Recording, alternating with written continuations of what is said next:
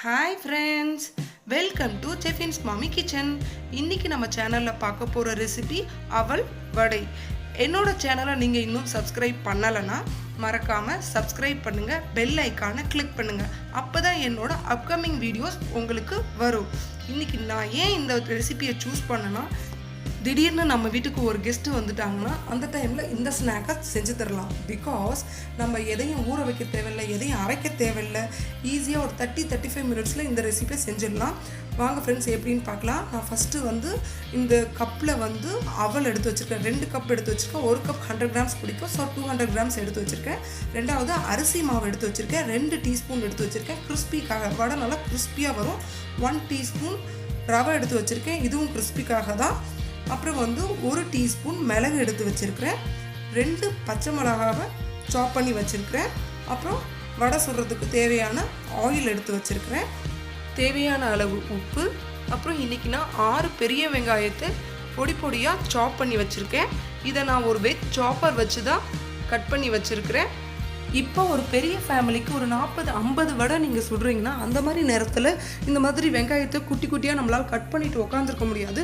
So அந்த நேரத்தில் இந்த வெஜ் சாப்பர் நமக்கு கை கொடுக்கும். ஸோ வாங்க ஃப்ரெண்ட்ஸ், இந்த வெஜ் சாப்பரை வச்சு நான் எப்படி இவ்வளோ பொடி பொடியாக வெங்காயத்தை கட் பண்ணேன்னு பார்க்கலாம்.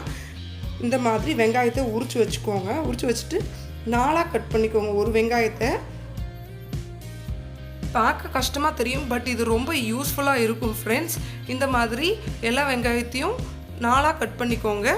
அப்புறம் இதான் அந்த சாப்பர் ஃப்ரெண்ட்ஸ். இது பிஜிஎன் கம்பெனியோடது. இது ஒரு பிளேடு, 3 சைட் பிளேடோடு வருது. ஸோ இதை உள்ளே இப்படி போட்டுக்கோங்க. போட்டுட்டு எல்லா ஆனியனையும் உள்ளே அதில் எடுத்து போட்டுக்கோங்க.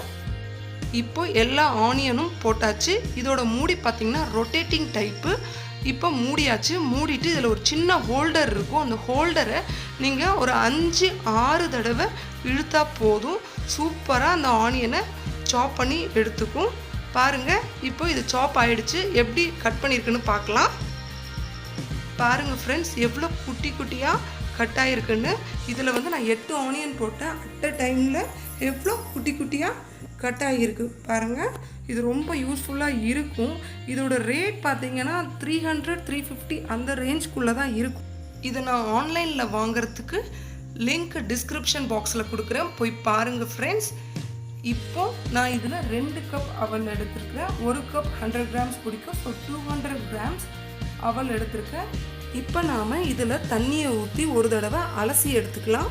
அலசி எடுத்ததுக்கப்புறம் திருப்பி தண்ணி ஊற்றி ஒரு 5 நிமிஷம் ஊற வச்சுக்கலாம். இப்போ நமக்கு 5 நிமிஷம் ஆயிடுச்சு. வாங்க எப்படி இருக்குன்னு பார்க்கலாம்.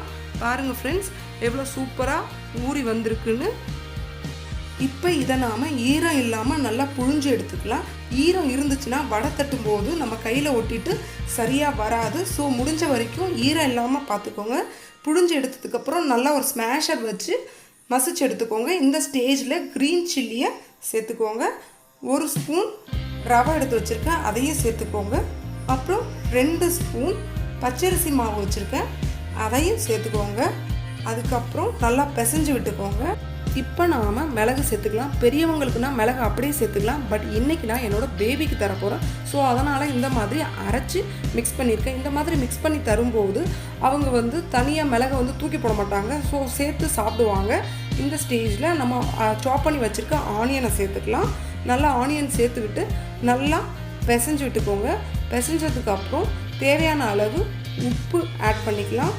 பாருங்கள், நான் 1 ஸ்பூன் அளவுக்கு போடுறேன். கண்டிப்பாக 1 ஸ்பூன் இதுக்கு தேவைப்படும். இப்போ நாம் கொஞ்சம் கருவேப்பிலை, கொஞ்சம் பெருங்காய பொடி இதில் சேர்த்துக்கலாம். இது ஆப்ஷனல் தான் ஃப்ரெண்ட்ஸ், நான் கொஞ்சம் ஃப்ளேவருக்காக போடுறேன். ப்ளஸ் ஹெல்த்துக்கும் இது நல்லது.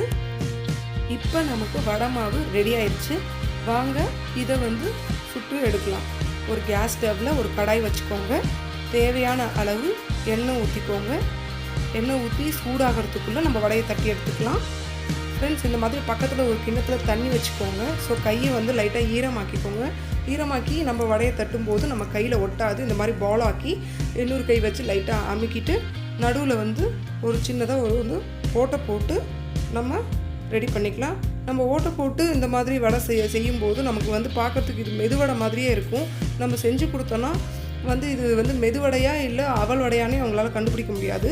அந்த மாதிரி அதை விட இது சூப்பராக இருக்கும். கிறிஸ்பியாக இருக்கும், க்ரன்ச்சியாக இருக்கும். நம்ம இந்த மாதிரி தட்டி ஃபஸ்ட்டு ஒரு பிளேட்டில் தனியாக எடுத்து வச்சுக்கலாம். பாருங்கள் ஃப்ரெண்ட்ஸ், ரவுண்டாக உருட்டிட்டு அதுக்கப்புறம் லைட்டாக தட்டி நடுவில் ஒரு சின்னதாக ஒரு ஓட்டை போட்டு நம்ம வந்து தட்டில் எடுத்து வச்சிடலாம். பாருங்கள் ஃப்ரெண்ட்ஸ், நான் இந்த மாதிரி தட்டி எடுத்து வச்சுருக்கிறேன். வாங்க இதை பொரிச்சு எடுக்கலாம். எண்ணெய் நல்லா சூடாயிடுச்சு. இந்த ஸ்டேஜில் நம்ம ஒன்று ஒன்றா வடையை போட்டு எடுக்கலாம். பாருங்கள், நல்லா ஹீட் ஆகிடுச்சு.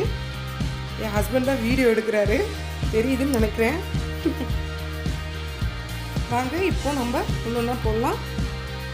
ஃப்ரெண்ட்ஸ், எப்பயுமே வந்து ஆயில் வச்சு நம்ம எந்த டிஷ்ஷு செய்யும் போதும் நல்லா வந்து கொஞ்சம் எட்ட நின்றுக்கோங்க. நம்ம இந்த மாதிரி போடும்போது அந்த நெருப்பு வந்து அந்த ஆயிலோட ஹீட் வந்து நம்ம மேலே படுறதுக்கு வாய்ப்பு இருக்குது. ஸோ இப்போ நான் வந்து ஃபஸ்ட் டைம் வந்து 4 வடை போட்டிருக்கிறேன். இந்த மாதிரி கொஞ்சம் கொஞ்சமாக திருப்பி விட்டுக்கோங்க. இந்த மாதிரி பபிள்ஸ் வந்து கொஞ்சம் கொஞ்சமாக குறையும் போது இது வெந்துருச்சுன்னு அர்த்தம். ஸோ திருப்பி விட்டுக்கோங்க. பாருங்கள், வடையோட கலர் மாறிடுச்சு, ஆயிலோட பபிள்ஸும் குறைய ஆரம்பிச்சிச்சு. இந்த ஸ்டேஜில் நம்ம வடையை பார்த்து ஒன்று ஒன்றா எடுக்க ஆரம்பிச்சிடலாம். பாருங்கள் ஃப்ரெண்ட்ஸ், ஃபஸ்ட்டு வடை எடுத்துட்டேன். இந்த மாதிரி ஒன்று ஒன்றா பொரிஞ்சதுக்கப்புறம் எடுத்துக்கோங்க. ரொம்ப கருக விட்டுறாதீங்க, கருகுனா நல்லா இருக்காது. பாருங்கள் ஃப்ரெண்ட்ஸ், பார்க்குறதுக்கு மெதுவடை மாதிரியே இருக்குது. கண்டிப்பாக இந்த ரெசிபி உங்கள் வீட்டில் செஞ்சு பாருங்கள். செஞ்சு பார்த்துட்டு கமெண்ட் பாக்ஸில் மறக்காமல் கமெண்ட் பண்ணுங்கள். பாருங்கள் ஃப்ரெண்ட்ஸ், எவ்வளோ சூப்பராக இருக்குதுன்னு பாருங்கள். இப்போ நான் ஒரு வடையை உங்களுக்கு பிச்சு காமிக்கிறேன். பாருங்கள் ஃப்ரெண்ட்ஸ், கையில் ஆயில் ஒட்டவே இல்லை. இந்த வடை வந்து ஆயில் அதிகமாக குடிக்காது, ப்ளஸ் வந்து ஈஸியாக டைஜஸ்ட் ஆகும், ப்ளஸ் வந்து ரொம்ப ஹெல்த்தியும் கூட. இப்போ நான் ஒரு வடையை உங்களுக்கு பிச்சு காமிக்கிறேன். பாருங்கள் எவ்வளோ க்ரன்ச்சி கிறிஸ்பியாக இருக்குன்னு. பாருங்கள் ஃப்ரெண்ட்ஸ், எவ்வளோ சூப்பராக இருக்குன்ட்டு, எப்படி நல்லா வெந்திருக்கு பாருங்கள் உள்ளே. அவ்வளோ டேஸ்டியாக இருக்கும் ஃப்ரெண்ட்ஸ். உங்கள் வீட்டில் சின்ன குழந்தைங்க இருந்தாங்கன்னா கண்டிப்பாக இதை செஞ்சு கொடுங்க. அவங்க விரும்பி சாப்பிடுவாங்க. திருப்பி எப்போ செஞ்சு தருவீங்கன்னு கேட்டுக்கிட்டே இருப்பாங்க. என்னோட ரெசிபி ப்ளஸ் கிச்சன் டிப்ஸ் உங்களுக்கு பிடிச்சிருந்தா கமெண்ட் பாக்ஸில் கமெண்ட் பண்ணுங்கள், லைக் பண்ணுங்கள். என்னோட சேனலை சப்ஸ்கிரைப் பண்ணுங்கள். மறக்காமல் பெல் ஐக்கானை கிளிக் பண்ணுங்கள். அப்போ தான் என்னோட அப்கமிங் வீடியோஸ் உங்களுக்கு வந்து சேரும். நாளைக்கு ஒரு சூப்பரான ரெசிபியோட உங்களை சந்திக்கிறேன். தேங்க்யூ ஃப்ரெண்ட்ஸ், பாய்.